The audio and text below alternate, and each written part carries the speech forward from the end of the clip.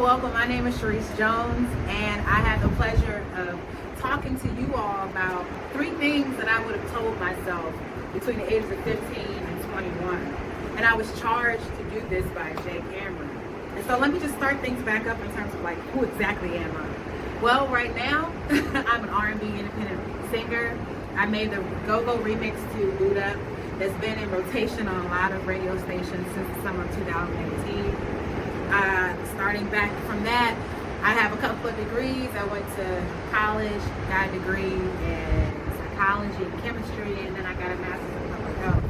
But enough about me in terms of what I'm doing. I really want to get into talking to you about how to kind of overcome these obstacles of being that 15 to 21. Because I feel like there were so many things that I learned then that I didn't understand that are now applicable at almost 33 years of age.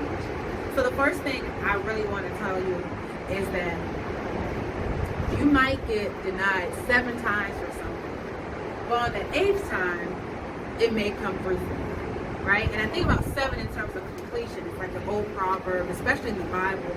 It tells you like we have 7 days, like 7 days in a week, right? And we know that once that 7th day gets here, we're starting anew all over again. And it's kind of a fresh air, a fresh breath. And I'm going to tell you a little story about when I was trying to be a part of something that actually didn't work out in my favor the way in which that I had wanted it to, right? So, let me backing on up. I was in middle school, 5th grade year. They talked about having JV tryouts for cheerleading. A lot of my friends, they were all excited about being part of that and applying and everything else like that. And I was like, okay, awesome. Like, I'm going to do this. I know I can do a toe touch and everything else. So I thought. But anyway, I went out and presented my best self at that time. But unfortunately, I didn't make the cut. Then I decided to go back again 6th grade year. Tried out everything. Still didn't make it. 7th grade year. Still did not make it. 8th grade year, I didn't make it. But at the same time, I also wanted to play basketball because I was really good. I was vicious on the court. And so I said, okay, if I can't be a cheerleader, maybe I can play basketball. So I applied. I tried out during my 7th grade year, and I actually made the basketball team my 7th grade year, JV. And then again, I made the team in 8th grade year. But something different happened in 8th grade that has changed pretty much my entire life.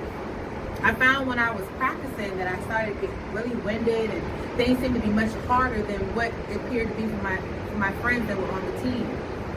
And somehow, at some point, I was like, something's not right. Like, I don't feel good. Come to find out, I was diagnosed with an enlarged heart. And you would think, like, oh my God, my life would be over.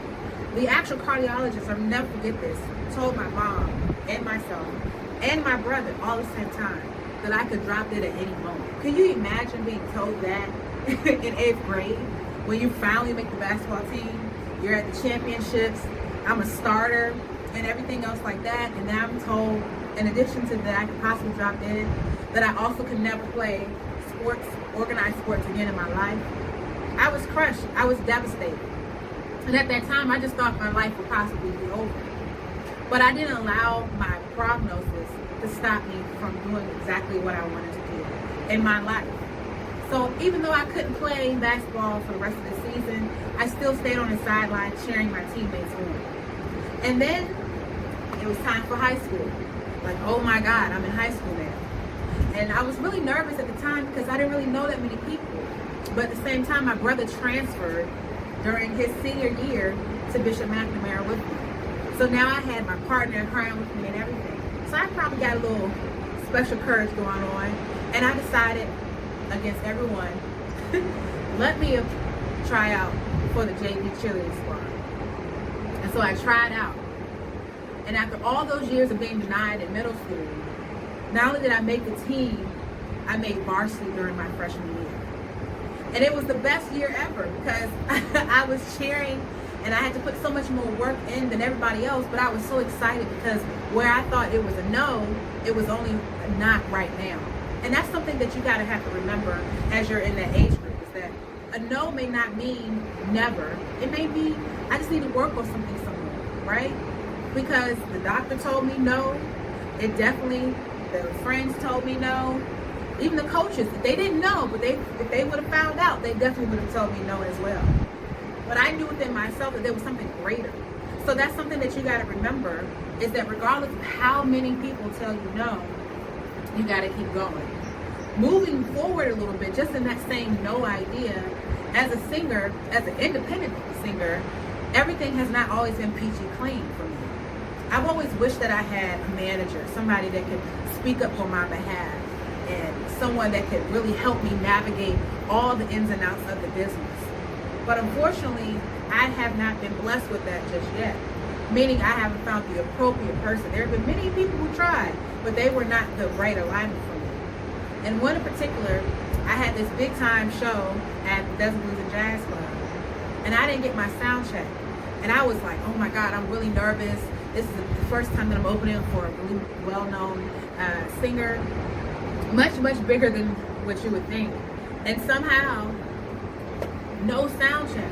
And to not have a sound check for a singer is like going out somewhere in front of millions of people and being blind and not knowing what to do. But instead of all of that happening, I pushed through that, and I overcame my nervousness. I overcame the issues of not having the greatest sound or not being able to know what was going on. And that night, I discovered that I was good enough as myself, and I was able to rally with my bandmates who also encouraged me to get through that. And so that's somehow how things sometimes work. You may not necessarily always have what you need for yourself, but sometimes God allows there to be people around you to kind of protect you and to kind of usher you through and mentor you through the process, even though you yourself may not know exactly what to do. And that very same night, I founded my own radio show, IAG, which stands for Independent Artist Goals. And I thought about, if I would have had a manager, then I wouldn't have to go through this. But the fact that I didn't have one and I still came on top is what an independent artist finds to be an achievement or a goal. And so I've just been trying to give back in that regard, right? Other thing that I want you guys, the second point is to remember that you are beautifully and wonderfully made. I know, especially in this era of social media and Instagram, everybody is going through IG stories and looking and posting and doing what they're doing and comparing it and saying to yourself, oh man, hey, I'm here on the beach and I'm at home. What is she doing? What is he doing? Why can't I do that? And now you're trying to compare and figure out why my life is not as great as somebody else's. And the reality of the situation is that you have to cancel it out and use social media for what it's worth. If you can go and use social media instead of looking at the cutest model or the guy that got the flyest J's on or what have you, look at somebody who can speak into your life, like give you some positivity instead of it always being something about somebody flexing or doing stuff for clout, right? Because clout doesn't bring you money. It sometimes only brings you mishap. And you're always reaching for somebody else's goals and forgetting your own. And you're scrolling while you're looking at somebody else's goals. And you could be stopped scrolling and whatever it is. If you want to be a chef, you could be working on designing an amazing shrimp scampi dish. Or if you want to be a painter, that could be your time to bring out your canvas and start working on your skills. Or like for me, I know as a vocalist, me going to the next level, I have to be prepared. And one of those things was I decided to go back to get vocal lessons. Because although I've been blessed with the gift of singing, I have to learn how to sing properly and be able to maintain my voice for whatever God allows me to do down the line. So that's another thing. Sometimes you have to put your blinders on because you will get distracted. And you'll feel like you're not a part of the clique. You don't have this, you don't have that. But let me tell you this, what you got going on, somebody else is looking at you like, yo, you got it going on and you don't even know it.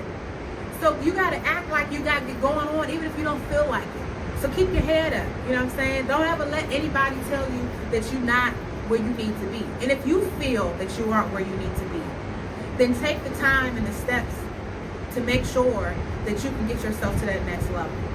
Because we all need to grow. You're never going to stop learning. Even when you're out of school, it's still going to be something you have to learn about life.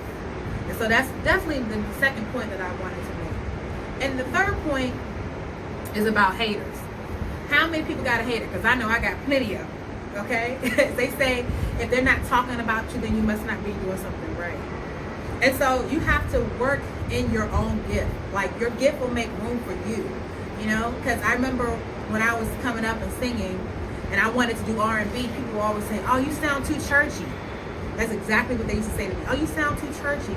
Or they would mimic me or say, "Oh, you only got one run." You do the same run everywhere you go.